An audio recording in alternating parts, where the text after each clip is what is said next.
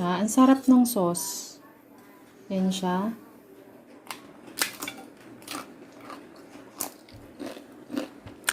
Sarap.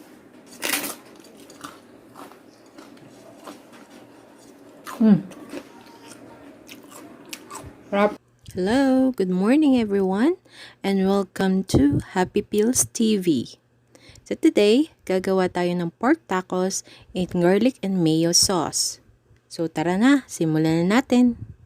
Ito ang ating mga kailangang ingredients. 1/4 kilo pork. Pwede rin kayong gumamit ng baka kung gusto ninyo.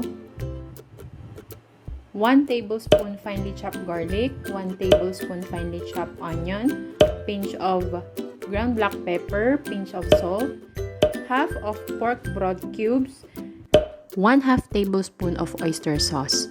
Medyo may konting kagat po ito ng alat pero it's okay. Painitin ang kawali at ilagay ang 1 tablespoon of cooking oil.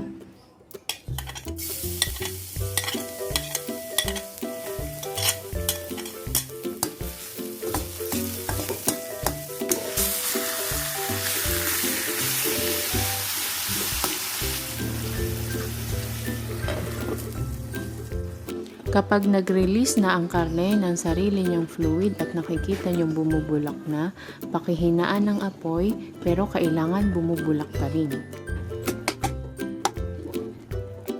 Lagyan ng pinch of salt and pinch of ground black pepper. Half pork cubes at ang half tablespoon of oyster sauce. Kung walang oyster sauce, pwede po tayong gumamit ng soy sauce. Itong timpla ko na to, medyo may konting kagat ng alat, pero it's okay kasi konti lang namang pork ang ating inilalagay sa bawat tacos. Pero kung ayaw nyo ng may konting kagat ng alat, it's okay, pwede nyong bawasan ang pork cubes. So ito na, ready na ang ating pork. So ito yung ating mga kakailanganin. Repolyo, kamatis, cucumber, sibuyas, at para naman sa ating sauce, mayonnaise, ground black pepper, salt, at syempre ang finely chopped onion. Syempre, hindi mawawala ang ating taco shells. Nabili ko to for 38.85 pesos only, and this is 12 pieces na. Buksan natin. Pakita ko sa inyo. So, ayan na po yung laman ng box. 12 pieces na po siya. I think this is the cheapest na nakita ko sa grocery store. Ang gagawin muna natin ngayon, ipiprepare ang ating mga fresh. Hiwain ang mga dapat hiwain. Ilagay natin siya sa bowl. Lagyan ng tubig at lagyan ng suka para malinis natin siya. Pero tandaan, huwag nating i-oversoak ang repolyo. Hayaan muna natin siyang mag-soak dyan for about 10 to 15 minutes only. Then ang kamatis, hihiwain natin into small dice. At ganun din syempre ang ating cucumber. Another ingredient na hindi ko nabanggit kanina ay syempre yung ating cheese. So ngayon gagawin naman natin ang ating pang sauce. Mayo garlic sauce.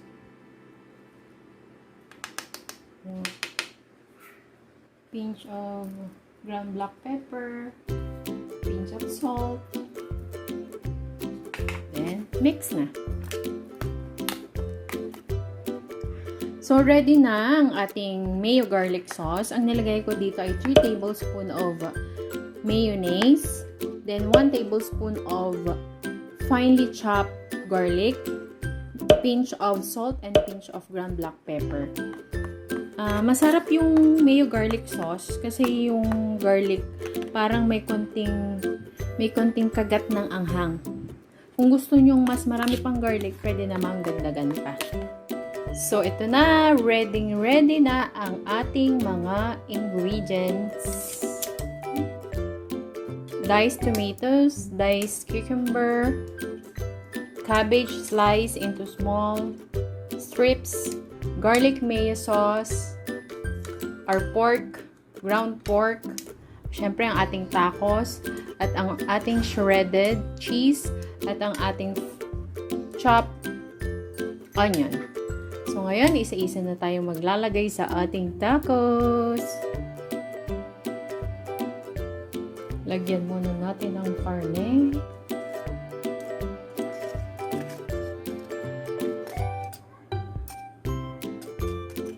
Yan ang ating sibuyas. For those na ayaw ng sibuyas, pwedeng hindi lagyan. Tomatoes.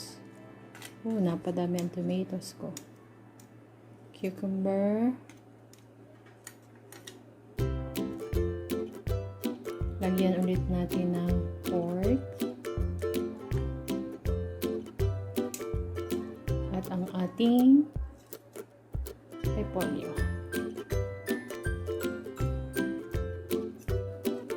Now, kompleto na. Ilalagay naman natin ngayon ang garlic mayo sauce.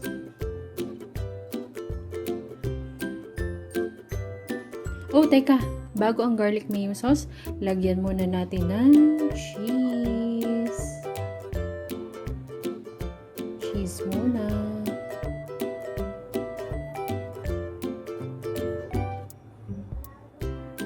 Sarap. Then, ang ating sauce. Kung meron kayong piping bag, mas okay. Mas gumamit kayo ng piping bag. Pero, konti lang naman kasi ang gagamitin ko. Kaya, hindi na ako gumamit ng piping bag. Yan na siya. Sarap-sarap. Pork. Tomatoes. Cucumber. Onion. Cabbage.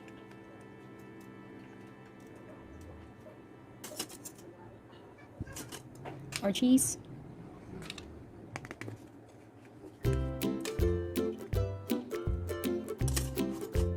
At ang ating mayo sauce.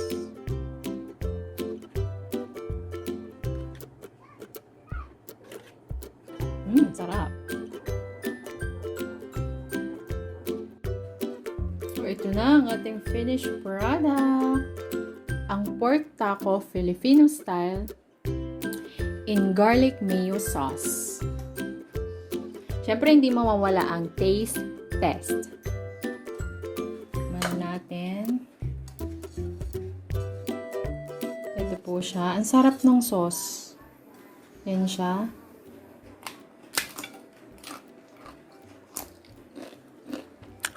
Sarap.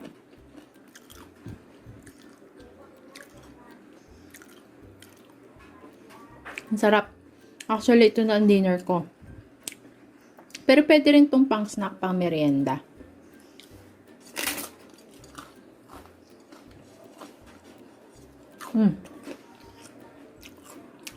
Sarap. Promise guys. Try nyo yung ginawa kong mayo garlic sauce. Ang sarap niya. Panalo. So that's all for this video. Thank you for watching. Please don't forget to click the subscribe button and the notification bell para ma-notify kayo sa mga sunod kong uploads. Thank you!